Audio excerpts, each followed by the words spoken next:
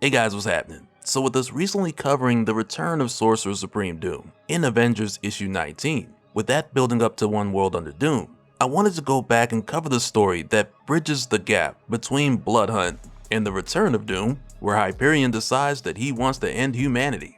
So with that said, if you're enjoying these videos, be sure to drop a like, subscribe if you're new to the channel, and don't forget to hit that bell up top to get all notifications. Alright, so going into this, we start out 2 weeks before the beginning of Blood Hunt in Western Russia, where a very powerful and very fast, unidentified object came crashing down into the mountains. And with the way this is done, it's supposed to be a mystery as far as who and what this is, but it becomes very obvious very quickly, especially when it jumps forward to 1 week before Blood Hunt began. Because at this point in time, we head over to Gainesville, Florida, where we see a shadowy figure hand this guy a flash drive with the instructions of taking it to the local news in 10 days. And as a form of payment, this stranger gives this guy a huge lump of gold. So he takes it, but before the stranger leaves, this guy asks, "What's stopping me from keeping the gold and tossing the drive?" So the stranger tells him, "Nothing, I suppose. But I don't know." And as soon as we see this stranger, or this shadowy figure, we know it's Hyperion. And as far as the guy he's talking to, it's pretty obvious to him that he's talking to a superhero.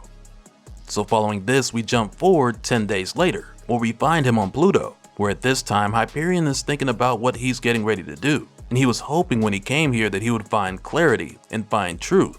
But unfortunately, that was not the case, because there's no truth here, no more than there was on Earth. So he takes off at full speed, heading towards Earth to end it. And so this is about to make a lot more sense now that the 10 days are over and the message that Hyperion left has made its way to the news. Because as it turns out, Hyperion left a video message on that flash drive that he wanted the world to see right now. And at this point, Blood Hunt, it's already came and went. So try to imagine the people who are just getting over that, only to hear this message from Hyperion, with him saying, "Do you know what it's like to have so much to offer the world, but have no place in it? My name is Hyperion. I was the Earth's greatest hero, and I saved it time and time again. I lived in a world that was good. I lived in a world that made sense, a world where I loved and was loved. That world was a lie. Everything I knew, everything I had done was a lie. And if my world was a lie, what did that make me? If your world is real, then I am a lie. If I am real, then your world is a lie. I have no way to prove either, so I am going to end both. By the time you hear this, I will be approaching Earth at a significant portion of the speed of light, on a collision course. When I arrive, when I impact, what is lie and what is truth will no longer be relevant. I don't tell you this to frighten you. I tell you this so that you have time to make peace with whatever you hold important. Nothing can stop me. I'm all the way up." No, I'm just playing, I ain't say that. Nothing can stop me.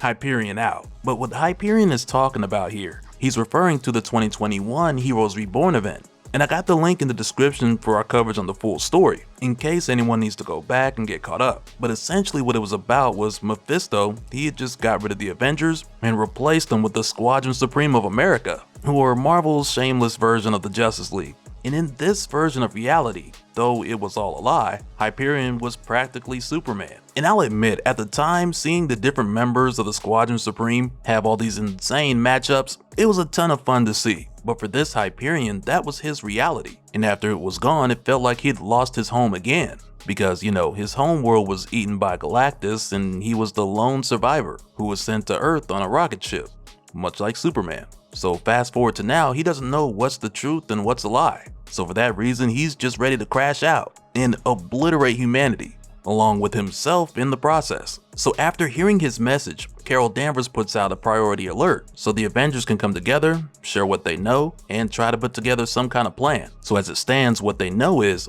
they've encountered a number of different versions of Hyperion over the years. So assuming this one's anything like the others, he's perfectly capable of reaching a velocity approaching light speed in a vacuum and is nearly indestructible. And with him traveling a distance of over 5 billion kilometers, he's going to build up enough kinetic energy to crack the world in half. So Carol asks Vision, how much time do they have?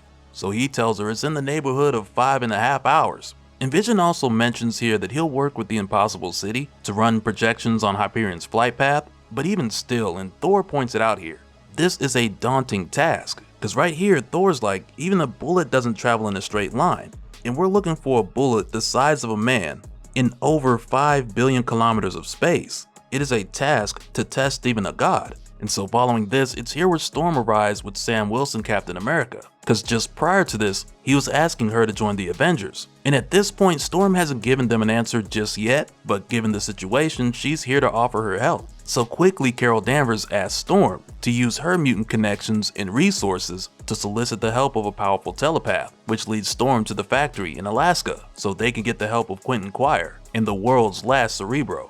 And so now, with the heroes having just under 5 hours, we go back over to Vision, Tony, and T'Challa, who are trying to round up what they can on Hyperion's trajectory, only for Tony to let them know that he's come up with nothing after accessing the Avengers' Deep Space Monitoring Station. And it's the same with T'Challa, who tells them that the intergalactic empire of Wakanda is no use to them either. And as for Vision in the city, narrowing down the potential flight paths of Hyperion, it's shown to have as many variables as there is space in between. But while they're here, they receive a call from someone who tells them that he's probably the last person that they want to talk to right now, because this someone is Blade.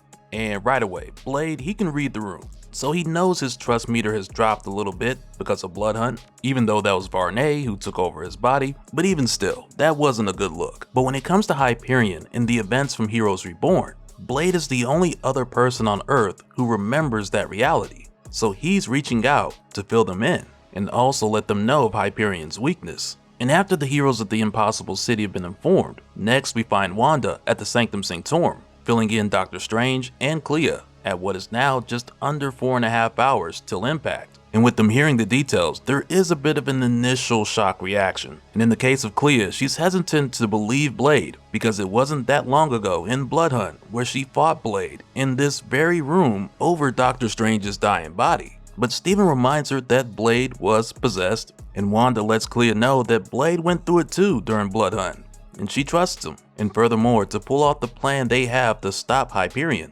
they're gonna need everybody on board. So next, we find Sam Wilson, Captain America, in Asgard, checking in with Thor and Sif, who are ready to do their part. And there's a moment here in the conversation between Thor and Sam, where Sam points out that Hyperion was a hero, and this is him lashing out in a way that only a superhuman can.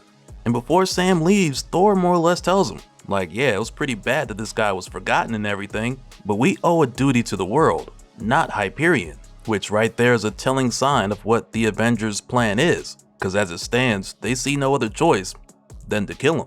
And after Sam leaves, there's a really brief moment here where Sif asks Thor if he's told them yet, and he tells her no, which in the here and now is just referring to Thor stepping down from the Avengers since he's wanted for murder. But that goes back to what's happening in Immortal Thor, and I also have the link in the description to the Immortal Thor playlist for anyone who needs to check that out and get caught up. But moving forward to what is now just over 2 hours until impact, it's here where we get the breakdown to the plan of stopping Hyperion for good. Because after Blade told the heroes that Hyperion is vulnerable to vibranium, they made the decision of going with hypersonic area denial missiles. So when they close in on his trajectory, the missiles will assume an intercept path and explode, filling space with a field of high velocity vibranium shrapnel. And for a moment here, Carol Danvers, she asked if there's a chance of Hyperion seeing this death cloud and avoiding it, only for Vision to tell her that's highly unlikely, because with Hyperion approaching light speed, he'll be experiencing severe time dilation. And Vision goes on to say, what has seemed like 5+ hours to us will be less than a minute for him, subjective time. The shrapnel cloud will be unlikely to register to him at all. Hyperion will die instantly. Another proud triumph for the Avengers. So following this, they bring everyone together for 3 to become one, to make the soul join with the mind and peer with peerless eyes. 3 made one, and 3 into one again, soul, mind, and eyes, magic, mutant, and the might of gods, so they can find Hyperion approaching light speed. And it works because they're able to find him. But it's in moments like this where I start thinking, like, man, had the Silver Surfer been around, not only would he find Hyperion, but he would have done laps around this guy backwards, because Hyperion's approaching the speed of light. And to Nor and Rad, those are rookie numbers. But nonetheless, using this method, they're able to find Hyperion, which then allows Tony to lock on his trajectory. So from there, T'Challa's able to launch the missiles.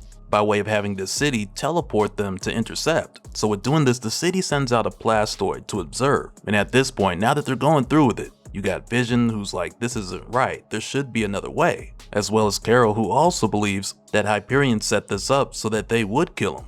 And as messed up as it is, as chair of the Avengers, she had to make the tough call. But as they're watching the missiles detonate and let off the vibranium payload, Vision comes up with the last minute idea for the city to open up an energy dimension gate to send Hyperion to another dimension. So at first the city tells Vision that they've already went through this possibility because Hyperion could just turn around and come right back through the gate before the city could close it. But what Vision's suggesting is not just a way for them to get rid of Hyperion by simply sending him away, but instead the idea is to send him to another place where he wouldn't want to come back. So when the city opens the dimensional door, Hyperion travels through, with it taking him from Earth 616 to Earth 901.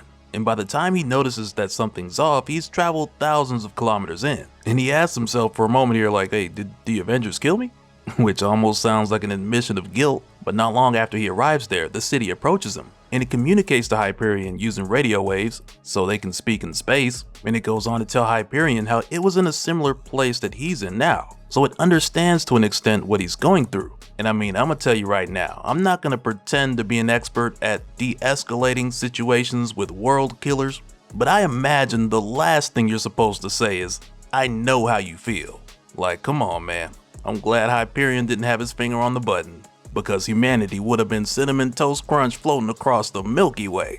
But the city manages to tell Hyperion, even though he's lost his world and he feels like their world doesn't need him, this Earth that they brought him to now, it does.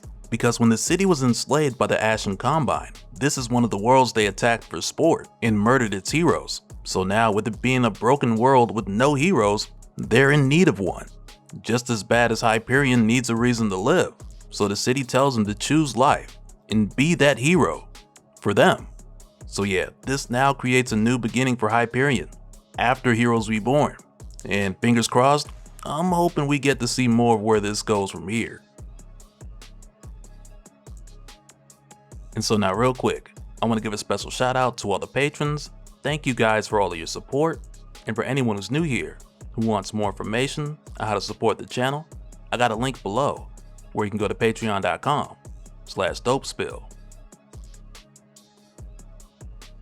But that'll do it for this one, guys. Let me know your thoughts down in the comments below, and we'll do it again on the next one. Alright, later.